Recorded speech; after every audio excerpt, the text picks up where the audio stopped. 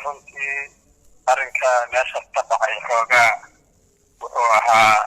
arrin xoogaa nafsi daro lagu tilmaami karo. waxaana isleeyahay deegaamada kasoo degay nimankii argagixisada ahay oo magaalooyinka kusoo dhawaaday oo wadooyinka kala jaray. marka waxaan isiri makhalad oo ku dhaca arrinkaasiyo ulacla iyo bohliya isaga darmaya isiri ciidanka. marka marna waxaan isiri ama wakasiaba marka si midoo noqdabana nafsi daro ah oo arrinkaasi waxaana leenahay intii ku dhimatana ilaahay naxariisana ha siiyo, intii ku dhaawactana ilaahay loo bogsiiyo. waxay ahaayeen raggii la rabay shabaabna horay u hortaagnaa jiray hadeerna hortaagan oo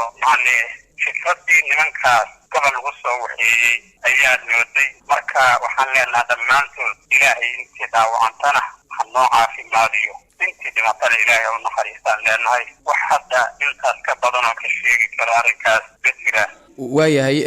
sheekh maxamed shaakir, dad badan ayaa isweydiinaya xilligan waxa keenay xiisadahan kasoo cusboonaaday deegaanada gobolka Galgaduud. bohol dagaal baa ka dhacay, dad baa ku dhintay, dad baa dhaawacmay, dad baa barakacay, guraceel baa usoo wareegateen. bal qorshahan muxuu yahay? qorshahaasi ahlu sunna wal jamaaca isagana bal dadka u faahfaahi xilligan maadaama dad la garanaya aad ahaydeen oo horay qayb uga ahaa maamulkii la dhisay ee Galmudug. bal faahfaahin haddii aad ka siiso kooban qorshaha iminka iyo arrintan waxay ku soo aadayso. runtii qorshaha ama hadafka annaka aan ku soconay horena u socon jirnay wuxuu ahaa la dagaalanka argagixisada khawaarijta al-shabaab deegaanada sidii looga xoreyn lahaa Galmudug iyo Soomaaliya oo dhan. waana iclaaminay oo markii la isugu yimid mawsimkii weynaa sheekheeni sheekh yuusuf diyaaradiis halkaa waa ka iclaaminay cidda cadowga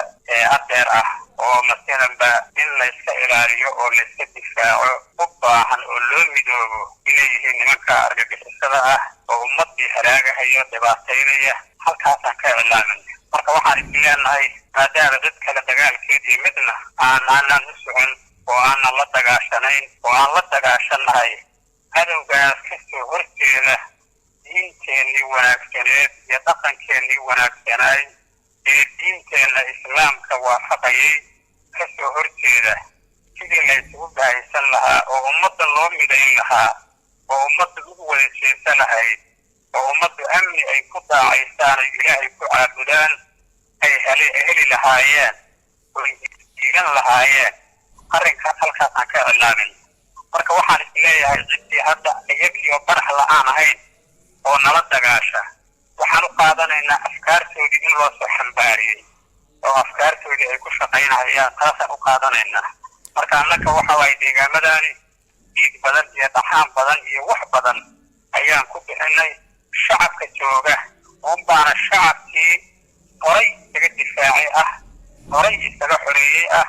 ayakaa markii loo yimid oo shabaab ugu yimid oo darajadii uu qabsaday dantooda kaliya raadsanahaye deegaankii dadkii mawalana. marka shacabka wicitaankiisii iyo inaan wax la qabanno oo aanan wax ka qabsan annaga ujeedka imaatinkuna sidaas u ah in shacabka wax loo qabto oo waxa uu dantaa lala qabto waa midaan ku shaqayn jirnay. waxa shacabka u danahana annakana noo dana, laakiin inaan ka danaysano horena umaysa dhicin haddana dhici mayso. wixii in laga danaysta ah waa haddee dad cidii lagu arko unbaa lagala xisaabtami doonaa haddii alle shacabka in loo daneeyo waayo annagu midda aan doonayna. waa gartay. sheekh maxamed shaakir, systemka Galmudug bal ka waran. waxaad la socotaa Galmudug in la dhisay oo dhibaato badan oo kala duwan ay soo martay kadib dib loo istaajiyey oo hadda maamulkii maamul shaqeynaya uu yahay oo maaragtay horumarro badan la tiigsanayo. hadda soo arrintan kama dhigna in dib u dhac uu ku yimaado maamulka Galmudug haddii xiisado iyo isqabqabsi kale u yimid? maya, systemka Galmudug waa system lama kaabkaana waaye, waa la ilaalinayaa. horena dib badanaan uga soo marnay gobashiisaan dhignay gola kulanoo weynaan isugu keennay. intaas waxaa nooga baxay waqti badan oo cajiib ah nooga baxay. marka ma rabno systemka Galmudug in dib u dhac uu ku yimaado ma doonayno. waxaan doonaynaa waxa waaye systemka wixii khalad ah oo soo dhex galay in laga saaro, wixii khalad ah oo laga fahmo in la saxo. dadkii wax tabashay qabaan, dadkii deegaankii dhibaato badan baa ka jirta,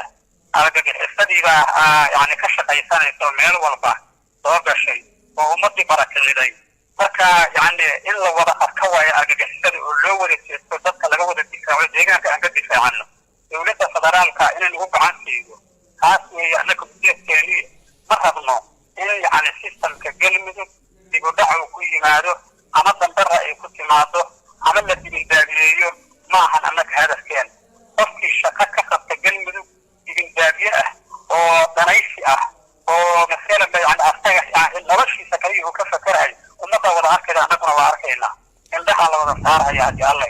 marka waddanka waa joogi jirnay waa ka shaqayn jirnay waa xukumi jirnay waa ilaalin jirnay waa difaaci jirnay naf iyo maal iyo wax walba sidaan hore ugu bixin jirnaan haddana ku bixinaynaa waayo dadka waa dadkeenni waa dhiigeenni waa dhaqankeenni meel walba galmudug soomaaliya oo dhan iyadoo ahay galmudug haddana sii tahay mardhaceenni ay sii tahay marka ilaalinteeda waajib waxaa naga saaran aad iyo aad weynaa naga saaran inaanna u danayna dadka dantiisa annagana danteenu ku jirtaa laakiin inaan ka danaysana ma rabno oo inta dibadda tagno oo xildhibaan qaadana aan ku faanno meelahaas oo dadka aan ku qaabilno oo xildhibaan iyo sanadka kaliya aan usoo doonano aan muqdisho dadka kula shirna kaliya deegaankiina shabaabo u haysto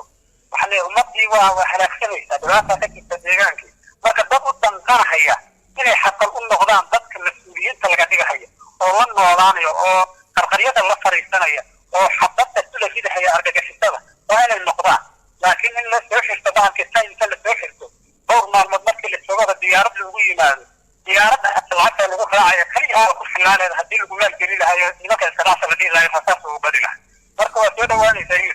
waa tahay laakiin hadda dhuusaraab ciidan badan laga dejiyey idinka naftarkiina waa difaaciyi waxbaa samaysateen xal aan xabad ahayn sheekh ma lahayaa annaka difaaca waxaan ka samaysanaynaa waa argagixisada al-shabaab waayo ayagaasaan iska difaacna horena haddana aan iska difaacaynaa dowladda federaalka ciidankeediyaa jooga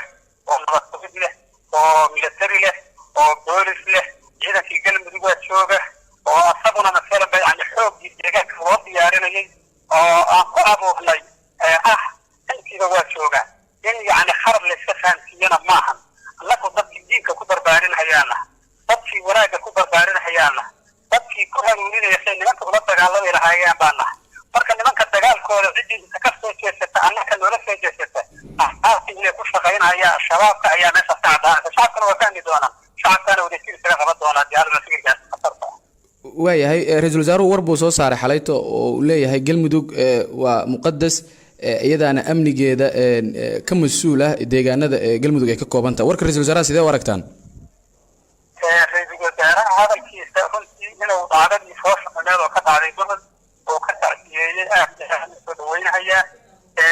bahalkii ii sheeg qoladan shabaab waxa lagu yaqaana markay dadka qarxiyaan oo dhibaateeyaan inay alxamdulilah yidhaahdaan ka mahadnaqaan marka in laga tiiraanyoodo waxaasoo kaleeto sida uga murgay uga tiiraanyooday waa soo dhaweynayaa haddana sida ugu yiri waa in loo midooba nimanka argagixisada waa soo dhaweynaya waayo hadafkeenni weeye marka aad iyo aadaan ugu faraxsanaa runtii in ra-iisul wasaaruhu uu ka qabeeyo in loo midoobadaas waa inuu dadkii inta dhex yimaado baa midda ka jira halkan dadkii oo dariiqyadii gooyeen diyaaradaha inta u soo raaco oo habeenba meel kula ridaan rabnaa oo khawaarijta aan iska garab siino oo asagana aan ka difaacno annakana uu naga difaaco middaas waa mid aan aad iyo aad ugu faraxsanahay hadalkiisa galmudugna hadda waaba si shantaan ilaalinayna waayo in la ilaaliyo waayo markuu yidhi waa muhim annakayba khaas loo sii tahay asaguna waardiyahana kore u noqonayaaho dowladda federaalka maamul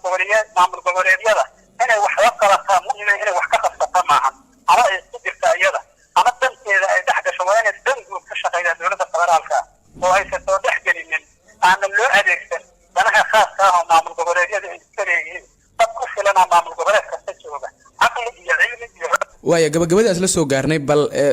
wada hadal iyo arrintii in waan lagu dhameeyo diyaar mutiin arrinkaasi waxa la wixii ka khaldan galmudug in wada hadal lagu dhameeyo oo laysu yimaado oo miiska la wada fariisto oo wax lala cararin oo midaan raadinayna waana ku baaqaynaa in yacni waayo annaka kaliya noo saxmi maayaan galmudug oo dhan ay saxmayaan waxay saxmayaan bulshada oo dhan qaybaha kala gedisan ay saxmayaan wixii khaldan in la saxo oo aan wax lala cararin intaasi waa midda aan ku baaqaynaba waayahay bal ugu dambeyntii sheekh maxamed shaakir adigoo xeerinaya xaaladda waddanka iyadoo doorasho lagu jiro iyadoo maxaan ku raahdaa wadanka xaalad kala guura uu ku jiro oo galmudug naftirkeeda doorashooyin ay ka dhacayaan oo doorashada aqalka sare xitaa halkaas ay ka qabsoontay bal maxaad ku talinaysaa adigoo ah nin maaragtay sheekh caalimaho weyn oo deegaanka aad looga garanayo oo maaragtay dadka sumcad badan iyo shacbiyad badan ku leh bal maxaad ku talinaysaa ugu dambeyntii mulkiga khayr allah ku siiyo runtii doorashada waa mid yani loo halgamayo ciidamada qaranka Soomaaliyeed ay ayagoo qaybahoodii kala gedisan leh ay halganka ugu galaan si aan dib u dhac ugu imaanin aadana ugu ammaanayaa inay sida qarannimada Soomaaliya iyo midnimada Soomaaliya u ilaaliyeen haddana in taagan yihiin aadan ugu ammaanayaa in laga shaqeeyo doorashadii oo sida yani ugu wanaagsan looga shaqeeyo oo la hirgeliyo oo dib u dhac yani khasara la keenaya oo san imaanin waa midda aan boofinayo midda kala guurka haseegtana waa sax kala guurkaas yani in yani la ilaaliyo oo si fiican yani wixii loo kala waxeeyo waa inaan malis oo aan qolo lagu guurina la dhihin qoladan waxooda burburto adugu taasi ma jiraysa inay ka jirin rabaa lagu fakerin in laysku guuro yani